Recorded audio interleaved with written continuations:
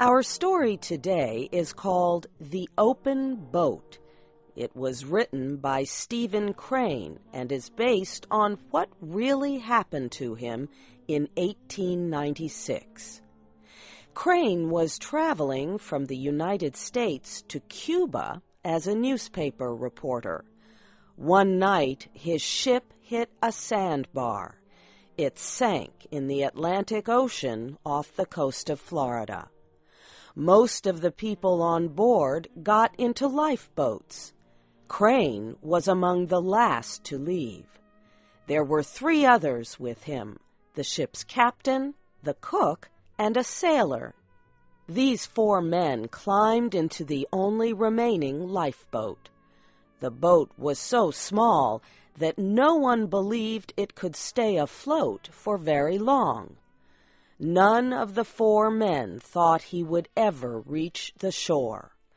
But the men fought the rough seas bravely with all their strength. Would they finally reach land? Here is Shep O'Neill with the first part of the story.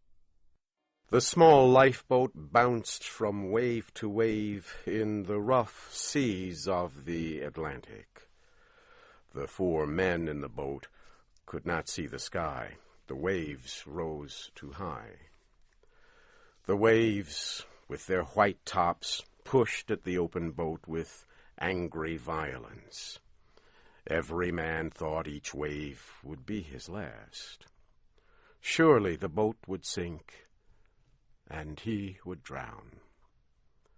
The man thought that most adults would need a bathtub larger than the boat they were sailing. The waves were huge, and each created a problem in guiding the direction of the boat. For 2 days, since the ship sank, the 4 men had been struggling to reach land.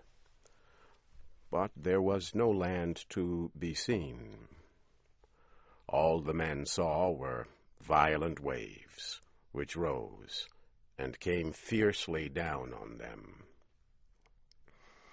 The men sat in the boat, wondering if there was any hope for them. The ship's cook sat in the bottom of the boat. He kept looking at the 15 centimeters which separated him from the ocean.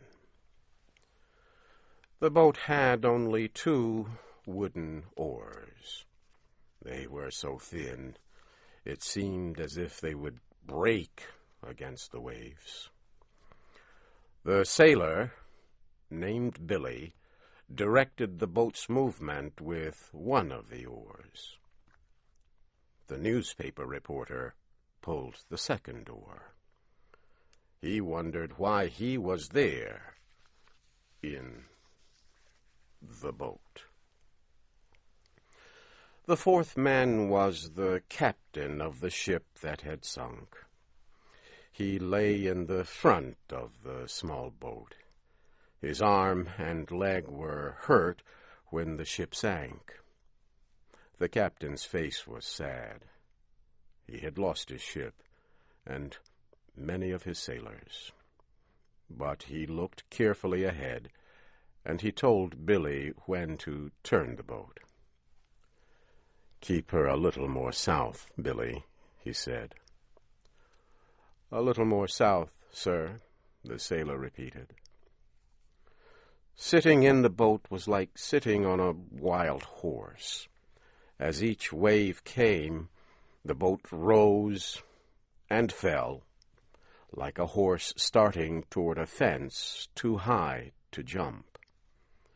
The problem was that after successfully floating over one wave, you find that there is another one behind it, just as strong and ready to flood your boat.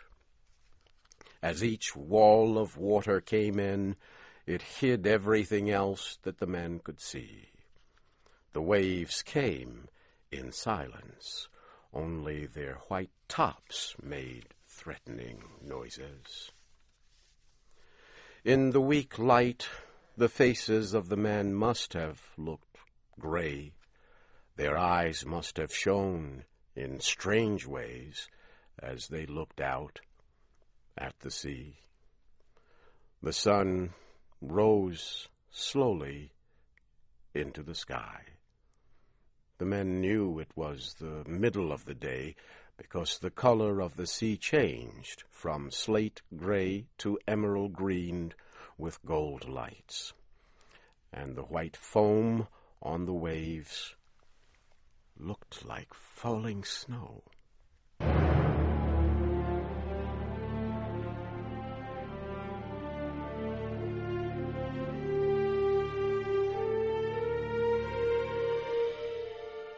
As the lifeboat bounced from the top of each wave, the wind tore through the hair of the men.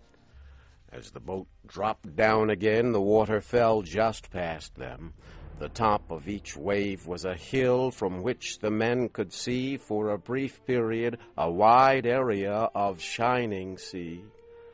The cook said the men were lucky because the wind was blowing toward the shore. If it started blowing the other way, they would never reach land. The reporter and the sailor agreed, but the captain laughed in a way that expressed humor and tragedy all in one. He asked, "Do you think we've got much of a chance now, boys?" This made the others stop talking. To express any hope at this time, they felt to be childish and stupid. But they also did not want to suggest there was no hope, so they were silent. "Oh, well," said the captain, "we'll get ashore all right." But there was something in his voice that made them think, as the sailor said, "Yes, if this wind holds." Seagulls flew near and far. Sometimes the birds sat down on the sea in groups near brown seaweed that rolled on the waves.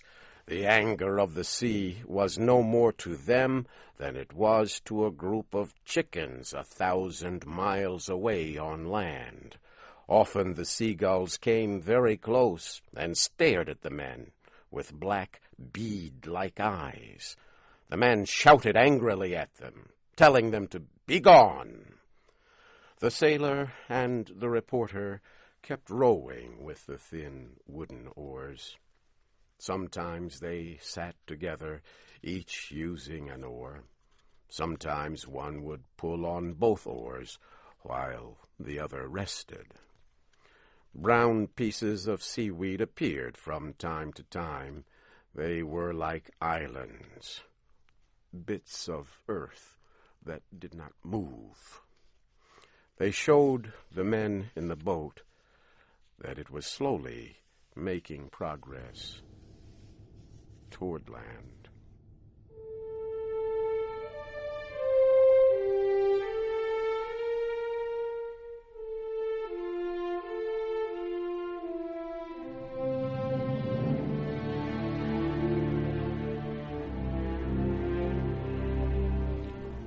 Hours passed. Then, as the boat was carried to the top of a great wave, the captain looked across the water. He said that he saw the lighthouse at Mosquito Inlet. The cook also said he saw it. The reporter searched the western sky. "See it?" said the captain. "No," said the reporter slowly.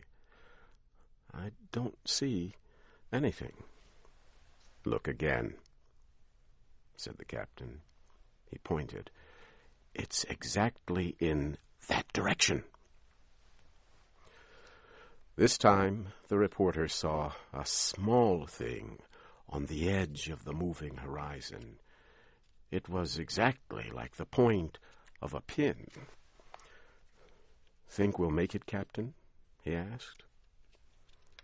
"If this wind holds and the boat doesn't flood, we can't do much else," said the captain.